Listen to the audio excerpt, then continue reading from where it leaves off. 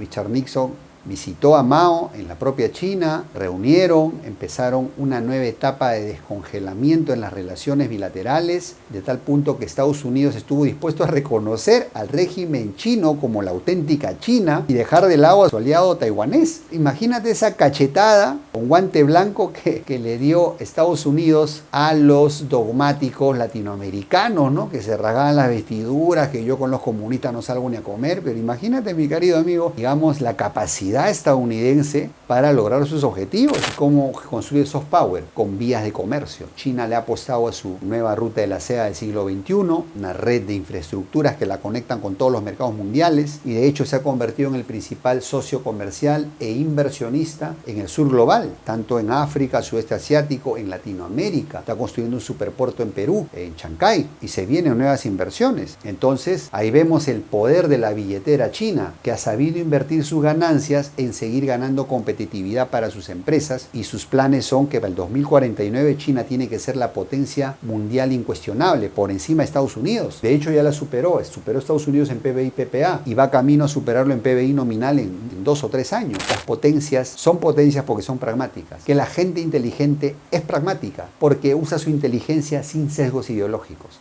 porque aprende de los mejores y apuesta a la mejora continua, y porque pone a la ciencia por delante de los dogmas. Por eso el pragmatismo es la llave del desarrollo. En 1976, a la muerte de Mao Zedong, China era uno de los países más pobres del mundo. Había atravesado una serie de cambios estructurales desde 1949, que llegó al poder el Partido Comunista, pasando por el gran salto hacia adelante, la revolución cultural, en un intento de implementar la ideología comunista en dicho país, lo cual terminó en un sonoro fracaso, en una gran hambruna y en una tremenda pobreza para dicho país. Sin embargo, en 1978 llegó un hombre diferente al poder, un hombre con un pensamiento pragmático. Él se llamaba Deng Xiaoping, y que resumió su pensamiento en la siguiente frase: no importa si el gato es blanco o es negro, mientras cace ratones será un buen gato. Esto demuestra la fuerza de las reformas que implementó Deng Xiaoping, que ayudaron a convertir a China en la superpotencia económica, tecnológica que es hoy en día, y que le está disputando el liderazgo mundial a los mismísimos Estados Unidos. En este video vamos a analizar justamente eso, ese proceso histórico que vivió China, qué hizo de bien China para dejar de ser un maquilero y convertirse en una potencia tecnológica, y qué podemos aprender los latinoamericanos de todo esto. Quédate y te cuento más.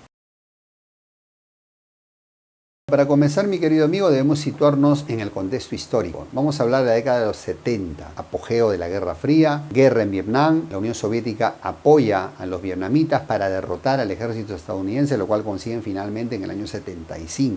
Unos años antes, preocupados de la situación mundial, el asesor presidencial Henry Kissinger se reúne con el presidente Nixon y le plantea un nuevo plan para, digamos, derrotar definitivamente a la Unión Soviética, su principal enemigo, el cual consistía en aplicar el famoso divide y reinarás, es decir, propiciar un acercamiento con la China comunista, que era el enemigo menor. En otras palabras, era, digamos, convertir a China comunista en un aliado de Estados Unidos para dejar a la Unión Soviética sin su aliado principal, luego implementar una carrera armamentística que terminara de arruinar económicamente a la Unión Soviética y ésta se desmoronara. El plan funcionó perfectamente. La China comunista aceptó las visitas estadounidenses. A partir del 78 empezaron una serie de reformas que llevaron a China a modernizarse, a insertarse en la economía mundial. Esto la alejó de la órbita soviética. La Unión Soviética colapsó finalmente en el año 91 y Estados Unidos logró su objetivo de convertirse en el hegemón mundial, el único poder, digamos, el mundo unipolar, y el famoso fin de la historia que vaticinó Fukuyama, el famoso libro. Entonces Estados Unidos pensó pues, que era la inauguración de un siglo americano de dominación. ¿Qué iban a pensar ellos? Que los enanos crecerían, que China se convertiría en un monstruo que se les escaparía de las manos y que Rusia resurgiría de sus cenizas cual ave fénix en los años 2010. Pero eso es parte de otro capítulo. En la última semana de febrero de 1972 se produjo un hecho histórico y totalmente inesperado: la visita del presidente estadounidense Richard Nixon a la China comunista de Mao Zedong, con lo cual Estados Unidos inauguraba una nueva etapa de geopolítica en su historia, es decir, a la lucha antagónica, ideológica de comunismo versus capitalismo, buenos contra malos. Estados Unidos le apostó en esta etapa al pragmatismo. Al fin justifica los medios, y que si era necesario reunirse con el enemigo comunista con tal de destruir al enemigo mayor, que eran los soviéticos, los Estados Unidos estuvieron dispuestos a hacerlo. Entonces imagínate, ¿qué puede ser una prueba más contundente de los beneficios del pragmatismo versus la ideología? Esta visita lo demuestra. Richard Nixon visitó a Mao en la propia China, reunieron, empezaron una nueva etapa de descongelamiento en las relaciones bilaterales, de tal punto que Estados Unidos estuvo dispuesto a reconocer al régimen chino como la auténtica China y dejar de lado a su aliado taiwanés. Imagínate esa cachetada con guante blanco que le dio Estados Unidos a los dogmáticos latinoamericanos, ¿no? Que se rasgaban las vestiduras, que yo con los comunistas no salgo ni a comer, pero imagínate, mi querido amigo, digamos, la capacidad estadounidense para lograr sus objetivos. Entonces ahí vemos un claro ejemplo de cómo el pragmatismo le rindió frutos, porque gracias a esas visitas, unos años después, ya en el gobierno de Deng Xiaoping, la China comunista empezó sus reformas, se alejó de la Unión Soviética y el resto es historia. Ahora hablemos de las 4 reformas que implementó Deng Xiaoping, que básicamente fueron en agricultura, en industria, defensa nacional y ciencia y tecnología. Pero Deng Xiaoping no fue pues dogmático, ideologizado de hacer cambios a nivel nacional. No. Él aplicó método científico, hipótesis, experimento, conclusión. Entonces, ¿qué hizo él? Estableció una serie de enclaves costeros y en esos enclaves costeros empezó a aplicar sus reformas para ver los resultados. Entonces, ver si realmente esos resultados son los esperados, y si no eran los esperados, empezaba a hacer ajustes, y ya cuando obtenía los resultados esperados, entonces ahí sí podías extrapolar a zonas geográficas más grandes o inclusive a nivel nacional. En el ejército básicamente le apostó a la profesionalización y a la calidad, digamos, del armamento chino. En agricultura permitió la existencia ya de unidades productivas privadas para motivar a los agricultores a tener mayor productividad y que modernicen sus herramientas de trabajo. En cuanto a la industria, permitió la llegada de inversión extranjera a esos enclaves para atraer el know-how y la tecnología extranjera tan necesarias para China. Y en ciencia y tecnología le apostó durísimo a la educación. Apostó para que el mejor talento chino se fuera a estudiar al extranjero. Y cuando le preguntaron, oiga señor, ¿y si usted no le preocupa que esos estudiantes que se van a estudiar al extranjero se queden a trabajar en el extranjero? Él dijo, mira, si al menos uno de esos 10 estudiantes regresa al país, habrá valido la pena. Con lo cual China empezó a generar una nueva generación de técnicos, científicos, ingenieros de toda índole, que fueron la base de la futura creación de la tecnología nacional china.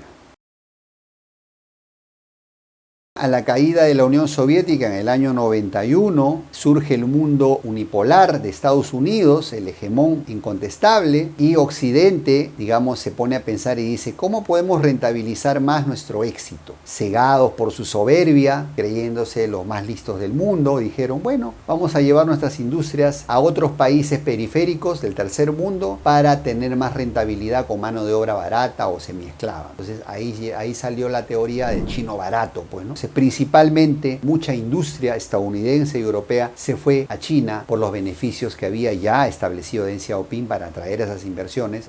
Dicho de paso, Deng Xiaoping deja el poder en el 89 y posteriormente muere, pero ya estaban las bases. Es decir, la caída de la Unión Soviética genera un mundo unipolar, genera una corriente de globalización en el mundo, se hablaba de la aldea global, que el libre comercio, claro, mientras le convenía a Occidente, viva el libre comercio, ¿no? Porque no había competencia, pues, ¿no? Pero rentabilizaron mucho, hubo un proceso de desindustrialización en Estados Unidos y Europa porque las industrias se deslocalizaron y China vio la oportunidad histórica. Tan listos como son ellos, perfil bajo, humildad, dijeron, esta es nuestra oportunidad, está llegando mucha inversión extranjera, vamos a hacer la transferencia tecnológica. Pero no era una transferencia tecnológica, vamos a decir así, por la buena, pidiendo permiso, ¿no? Iba a ser una transferencia tecnológica luego pidiendo disculpas. Pero eso lo vamos a ver en el siguiente capítulo.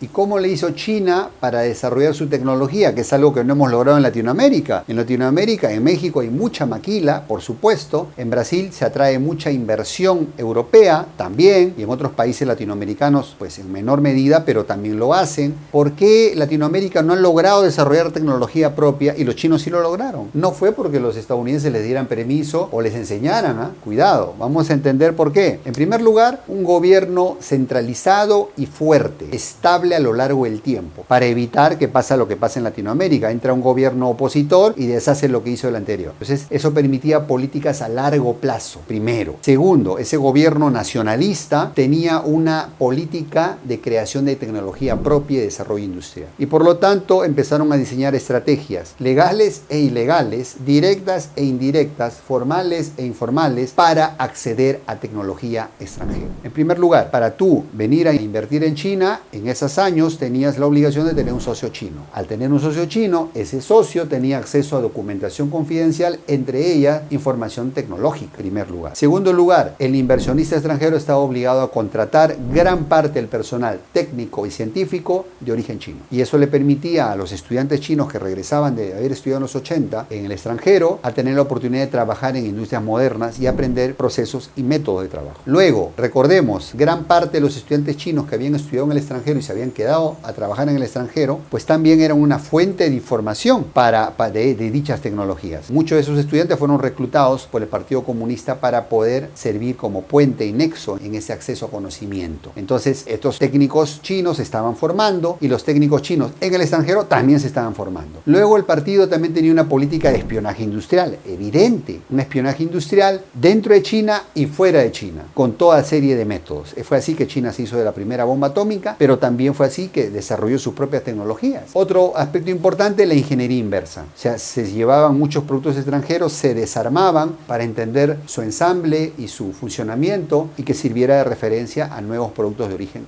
nacional. Entonces, y una última práctica fue también la estrategia del gobierno chino de comprar empresas occidentales en crisis para acceder a sus patentes. De esa manera accedías a secretos industriales que de otra forma no podías haber accedido. Uno de esos casos más simbólicos fue la compra por parte de los chinos de la tecnológica alemana KUKA, una fabricante de robots industriales líder en su rubro. Entonces ahí tenemos las formas como el gobierno chino fue accediendo a tecnología, a conocimiento extranjero. Lo otro fue la creación de centros industriales chinos subvencionados por el gobierno comunista, que tenía pues incentivos tributarios. Entonces el gobierno tenía una política de incentivo de estas zonas industriales, pues con incentivos tributarios, financiamiento barato, recursos. Pues entonces eso permitía un proteccionismo de la industria estratégica nacional y que empezaran a surgir industrias propias. Por último, había una política pro-exportadora agresiva. China se convirtió en los años 2000, a raíz de su ingreso a la Organización Mundial de Comercio, en la fábrica del mundo de producto barato. Exportaban productos chinos, imitaciones de productos extranjeros al inicio, por todo el mundo. Lógicamente, baratos para poder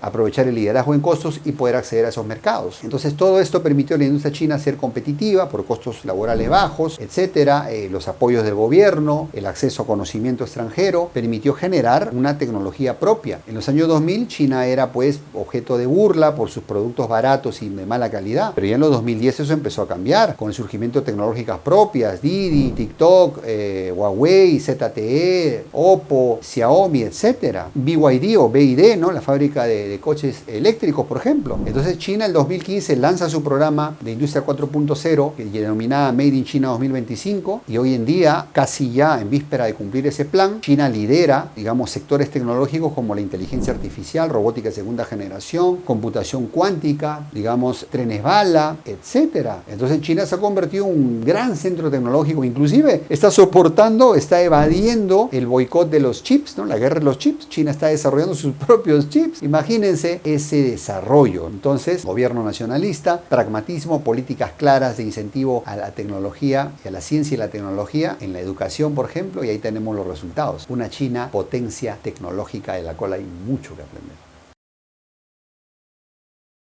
¿Y cómo ha hecho China para enfrentar el abrumador poder militar de los Estados Unidos? Todos sabemos que el hard power estadounidense, la bota militar, es muy poderosa, solo equiparable con los rusos, ¿cierto? Pero China no tiene esa capacidad todavía, la está construyendo. De hecho, ya tiene 3 portaaviones, es la segunda potencia marítima del mundo. Pero China dijo, bueno, yo no tengo hard power, pero puedo tener soft power. ¿Y cómo construir soft power? Con vías de comercio. China le ha apostado a su nueva ruta de la seda del siglo XXI, una red de infraestructuras que la conectan con todos los mercados mundiales y de hecho se ha convertido en el principal socio comercial e inversionista en el sur global, tanto en África, sudeste asiático, en Latinoamérica. Está construyendo un superpuerto en Perú, en Chancay, y se vienen nuevas inversiones. Entonces, ahí vemos el poder de la billetera china, que ha sabido invertir sus ganancias en seguir ganando competitividad para sus empresas, y sus planes son que para el 2049 China tiene que ser la potencia mundial incuestionable, por encima de Estados Unidos. De hecho, ya la superó a Estados Unidos en PBI PPA y va camino a superarlo en PBI nominal en 2 o 3 años. Entonces, para que veamos, digamos, los resultados de toda esta política de largo plazo del gobierno chino, que ha sido muy inteligente en sus decisiones y que a punta de soft power se está ganando, digamos, las adhesiones del sur global.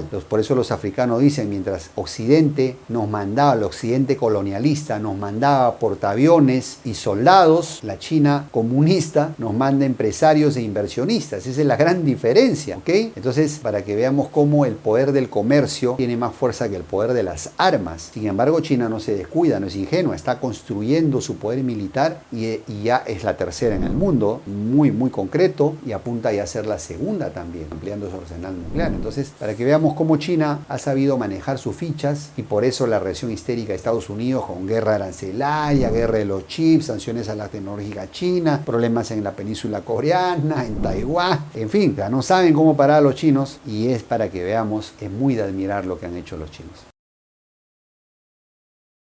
En Latinoamérica, amigo, ¿qué podemos aprender de este caso chino? Cuando China dejó de lado la ideología tan cerrada como era la ideología comunista y abrazó el pragmatismo, la capacidad de aprender de los mejores, la capacidad de innovar y de la mejora continua, cuando tuvo objetivos claros de desarrollo tecnológico, industrial, con un gobierno fuerte y nacionalista, la historia de China cambió. Recordemos al gran Deng Xiaoping y su pragmatismo. Y eso es lo que nosotros tenemos que aprender en Latinoamérica. Dejar de lado esta guerra ideológica que no nos ha llevado a nada, que solo nos está haciendo perder el tiempo por estos payasos de izquierda y derecha, y tenemos que abrazar el pragmatismo, que es el uso de la ciencia en la toma de decisiones, es el uso de la inteligencia sin sesgos ideológicos, es el uso de aprender de los mejores, de las mejores prácticas, venga de donde venga, y aplicar lo que funciona, y evaluar las ideas a través de la experimentación. Eso es el pragmatismo, y eso es lo que tenemos que aprender en Latinoamérica. Dejar de lado la guerra ideológica de estos payasos de izquierda y derecha que solo nos tienen atrasados, y empezará a cambiar nuestra historia. Confío en eso, mi querido amigo. El ejemplo ahí está China, ¿ok?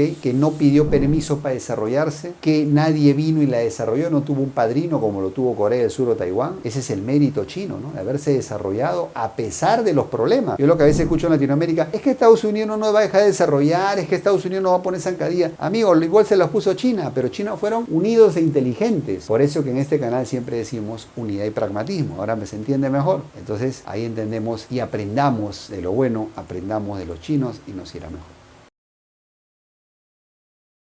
Muy bien, mis queridos hermanos, amigos, hermanas en toda Latinoamérica, de esta manera llegamos al final de nuestro video con las siguientes conclusiones. El caso chino es un caso paradigmático de desarrollo. China no pidió permiso y China no tuvo un padrino que la desarrolló. China se desarrolló y se está desarrollando por mérito propio. Tenemos mucho que aprender de China. Algo muy importante a destacar es que tanto Estados Unidos y China nos dieron una lección histórica de pragmatismo. ¿Qué puede ser más pragmático que el líder del mundo capitalista, Estados Unidos, se tuvo que juntar con uno de los líderes del mundo comunista, la China de Mao, para lograr sus objetivos? Eso es para que entendamos de una vez por todas que las potencias son potencias porque son pragmáticas, que la gente inteligente es pragmática porque usa su inteligencia sin sesgos ideológicos, porque aprende de los mejores y apuesta a la mejora continua, y porque pone a la ciencia por delante de los dogmas. Por eso el pragmatismo es la llave del desarrollo. Entonces, aprendamos ese ejemplo histórico, aprendamos de Nixon y de Mao.